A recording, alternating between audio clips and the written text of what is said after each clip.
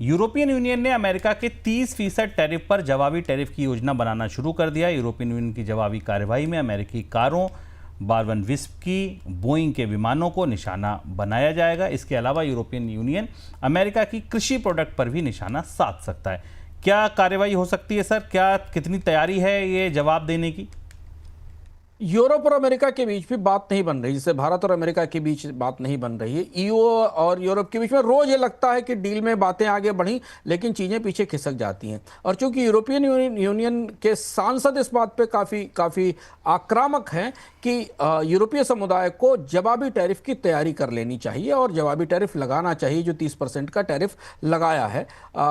जो वार्ताकार हैं, जो नेगोशिएटर्स हैं यूरोपियन कमीशन के, जो अमेरिका के साथ बात कर रहे हैं, वो 1 अगस्त तक इसका इंतजार करना चाहते हैं कि 1 अगस्त तक कोई ना कोई बात बन जाए। लेकिन तैयारी ये है कि 30% के आसपास टैरिफ लगाया जाए, क्योंकि कल यूरोपियन कमीशन के कुछ सांसदों का कहना था कि जो टैरिफ डोनाल्ड ट्रंप लगा रहे हैं उसके बाद यूरोप और अमेरिका का व्यापार लगभग खत्म हो जाएगा। ट्रांस अटलांटिक व्यापार पर सबसे बड़ा असर पड़ेगा। चूंकि अमेरिका सबसे बड़ा व्यापार साझेदार है, तो इसलिए यूरोप के पास भी ऐसी चीजें हैं जो अमेरिका को प्रभावित कर सकती हैं। करीब 84 अरब के 84 बिलियन डॉलर के आसपास के अमेरिकी सामान पर ईयू ने जवाबी टैरिफ की योजनाएं बनाई हैं, जिसमें बोइंग विमान है, जो कि सबसे बड़ा एक्सपोर्ट है। और हमने आपको बताया कि बोइंग विमान अभी डोनाल्ड ट्रंप की सारी डील में शामिल थे, मिडिल ईस्ट की डील में भी शामिल थे और वियतनाम और इंडोनेशिया की डील में भी शामिल थे।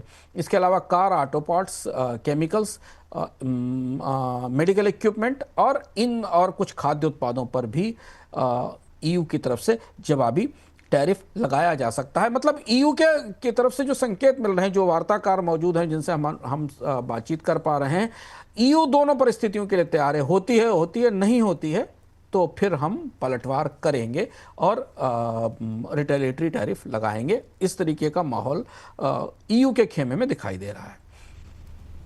चलिए, डब्ल्यूटीओ ने ग्लोबल ट्रेड को लेकर अप्रैल के अनुमान में बदलाव किया है। डब्ल्यूटीओ ने कहा है कि 2025 के दौरान ग्लोबल ट्रेड की ग्रोथ 0.1% रहेगी। अप्रैल में 0.2% गिरावट का अनुमान लगाया था, लेकिन इस साल मार्च तिमाही के दौरान ग्लोबल ट्रेड में 5.6% ग्रोथ के बाद डब्ल्यूटीओ ने अब अनुमान में बदलाव किया है।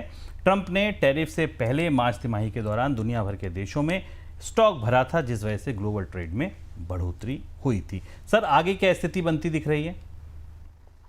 ये तो तात्कालिक बढ़ोतरी है, जो इसका कारण स्पष्ट है कि टैरिफ आने से पहले दुनिया भर के आयातकों निर्यातकों ने बड़े सौदे किए थे, जिसका असर हमें ग्लोबल ट्रेड में अचानक इस उछाल के तौर पर, ब्लिप के तौर पर ये दिखाई देता है। एक तात्कालिक बढ़ोतरी जो कि अभी भी 1 अगस्त से पहले चीन के निर्यातक डील करने की कोशिश कर रहे हैं। नए टैरिफ आने से दुनिया के कई देशों के निर्यातक 1 अगस्त तक की जो विंडो है, इसका फायदा उठाने की कोशिश कर रहे हैं।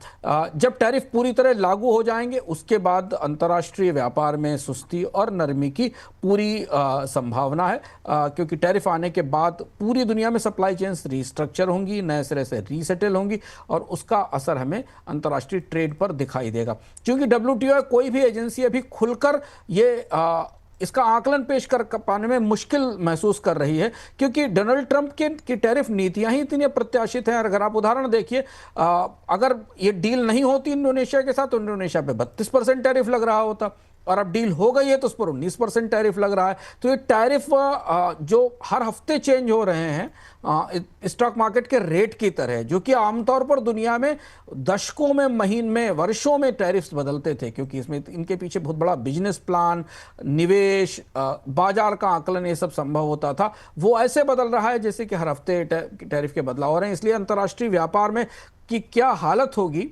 टैरिफ पूरी तरह सेटल होने के बाद, इस मामले में भी आकलन कर पाना कठिन है दुनिया की किसी भी एजेंसी के लिए। नाटो संगठन ने रूस के साथ व्यापार के लिए भारत, चीन और ब्राजील पर कड़े प्रतिबंध लगाने की बात कही है।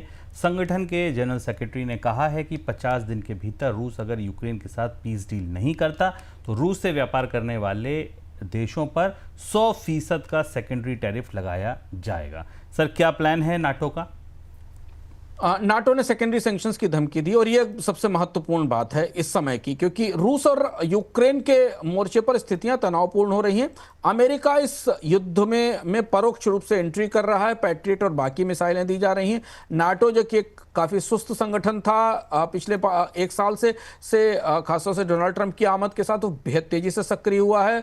नाटो के सेक्रेटरी जनरल मार्क रूट ने भी बात की है वाशिंगटन जाकर। नए हथियार दिए जा रहे हैं, नाटो के अन्य सदस्य अपने तरफ से भी हथियार जुटाकर यूक्रेन को दे रहे हैं, क्योंकि उनको लग रहा है कि रूस का खतरा बड़ा है। और रूस ने इस 50 दिन की विंडो को उड़ा दिया है और उसने कहा है कि हम इसको कुछ नहीं मानते, ये सब नाटकबाजी है, हम यूक्रेन के बड़े हिस्से पर कब्जा करेंगे। तो इसलिए सीधी टकराव यूक्रेन को नए हथियार देने के साथ साथ अमेरिका और यूरोप प्रतिबंधों की, बड़े सख्त प्रतिबंधों की तैयारी कर रहे हैं। और भारतीय हलकों में इसको लेकर खासी गंभीरता दिख रही है, क्योंकि जो चेतावनी नेटो की तरफ से या अमेरिका की तरफ से आई है, सेकेंडरी सैंक्शंस की बात कही है नेटो ने, जो भारत, चीन और ब्राजील पर लगाए जाएंगे।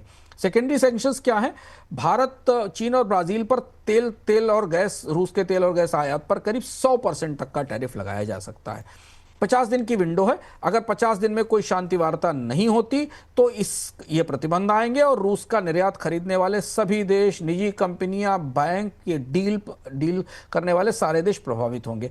नाटो की जो भी तैयारियां हैं, यूरोप की जो तैयारियां हैं, वो बेहद क्लियर और कैंडिड हैं, इसलिए भारत के लिए चेतावनियां खासी गंभीर हैं। हालांकि नाटो ने भारत और चीन से कहा है कि वो पुतिन को राजी करें शांति वार्ता के लिए, लेकिन पुतिन डोनाल्ड ट्रंप के साथ 3 वार्ताओं पर राजी नहीं हुए, तो शायद किसी की बात मानेंगे, इस पर मुश्किल है। लेकिन रूस के साथ व्यापार करने वाले देशों को बड़ा नुकसान उठाना पड़ सकता है इन प्रतिबंधों की स्थिति में। और चूंकि अब नाटो और यूरोप, अमेरिका एक साथ मिलकर एक तालमेल के साथ एक सिंक में काम कर रहे हैं। अमेरिका में एक पूरा बिल आ रहा है जिस बिल को बायपार्टिजान सपोर्ट मिला हुआ है, सारी दोनों पार्टियों के अधिकांश सांसदों ने समर्थन किया है।